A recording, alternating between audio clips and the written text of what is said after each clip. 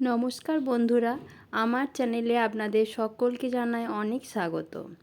আমি আজ বানাবো নিরামিষ ছোলার ডাল। এই ছোলার ডাল আপনারা লুচি, পরোটা বা কচুরি ইত্যাদির সঙ্গে পরিবেশন করতে পারেন, বা নিরামিষ দিনে রাতের ডিনারে বা সকালের জলখাবারেও এই ছোলার ডাল বানিয়ে খেতে পারেন। এই ছোলার ডাল বানানো যতটাই সহজ, খেতে কিন্তু ততটাই সুন্দর হয়। তো চলুন আমি ছোলার ডালটা কিভাবে বানাচ্ছি দেখে নেওয়া যাক। আমি ছোলার ডাল বানানোর জন্য 1 কাপ ছোলার ডাল 2 ঘন্টা মতো জলে ভিজিয়ে রেখেছিলাম। আপনারা চাইলে না ভিজিয়েও সঙ্গে সঙ্গেও করতে পারেন। এবার আমি একটা প্রেসার কুকারে ছোলার ডালটা সেদ্ধ করতে দিচ্ছি। সমস্ত ছোলার ডাল ঢেলে দেওয়ার পর আমি তাতে দিয়ে দিচ্ছি পরিমাণ মতো জল। এবার একটুক্ষণ আমি এটা ফুটতে দেব।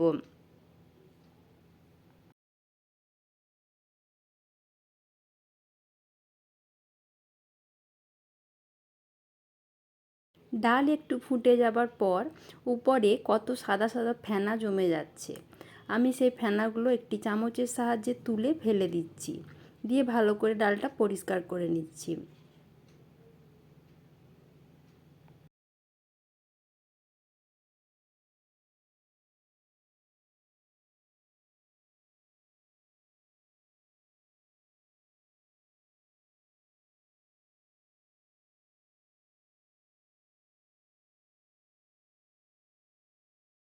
এবার আমি ডালের সাথে দিয়ে দিলাম পরিমাণ মতো একটু লবণ, আর দিয়ে দিচ্ছি অল্প একটু হলুদের গুঁড়ো, দিয়ে প্রেসার কুকারের ঢাকনা আমি লাগিয়ে দিচ্ছি। এভাবে হাই ফ্লেমে আমি 4টে সিটি দিয়ে দিচ্ছি। এবারে আমি গ্যাসের ওপর একটি কড়াই বসিয়ে দিয়েছি এবং তাতে দিয়ে দিচ্ছি 3 চামচ মতো সরষের তেল।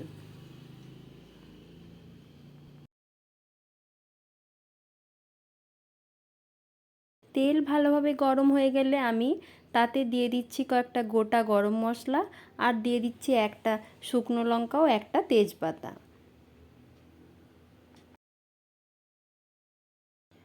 এবারে আমি দিয়ে দিচ্ছি আধ চামচ মতো গোটা জিরে। সমস্ত ফোড়নটা ভালোভাবে ভাজা হয়ে গেলে, ফোড়ন থেকে সুন্দর গন্ধ বেরোলে আমি আধ চামচ মতো আদা বেটে রেখেছি, সেই আদা বাটাটা কড়াইয়ে দিয়ে দিচ্ছি।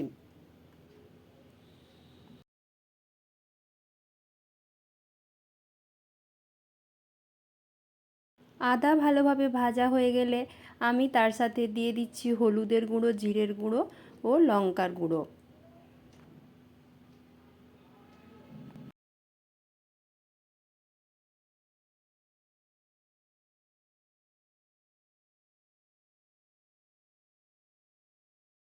মশলা যাতে পুড়ে না যায় সেজন্য আমি অল্প পরিমাণে একটু জল অ্যাড করে দিলাম, দিয়ে মশলাটা ভালোভাবে একটু কষিয়ে নেব।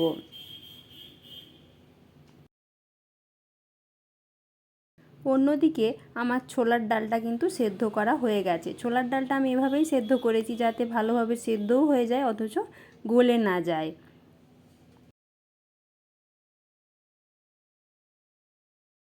এবার আমি ওই সেদ্ধ করা ছোলার ডাল মশলার সাথে ঢেলে ভালোভাবে মিশিয়ে দিচ্ছি।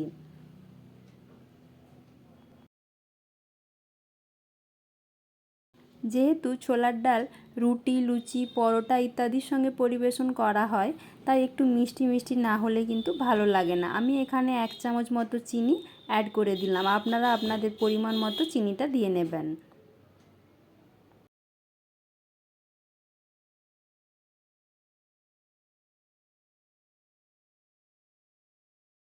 ছোলার ডাল ভালোভাবে ফুটে গেলে আমি আধ বাটি মতো কোরানো নারকেল দিয়ে দিচ্ছি। আপনারা চাইলে কুচিয়ে রাখা নারকেলও কিন্তু ব্যবহার করতে পারেন। আমি এখানে কোরানো নারকেলই ব্যবহার করলাম।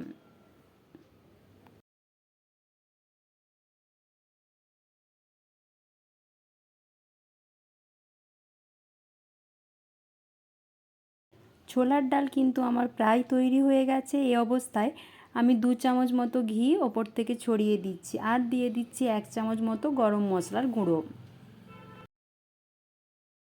এরপর গ্যাসের ফ্লেমটা অফ করে আমি 1-2 মিনিট মতো ঢাকা দিয়ে স্ট্যান্ডিং টাইমে রেখে দিচ্ছি। তারপর আমি এটা লুচির সঙ্গে পরিবেশন করে দেখাবো।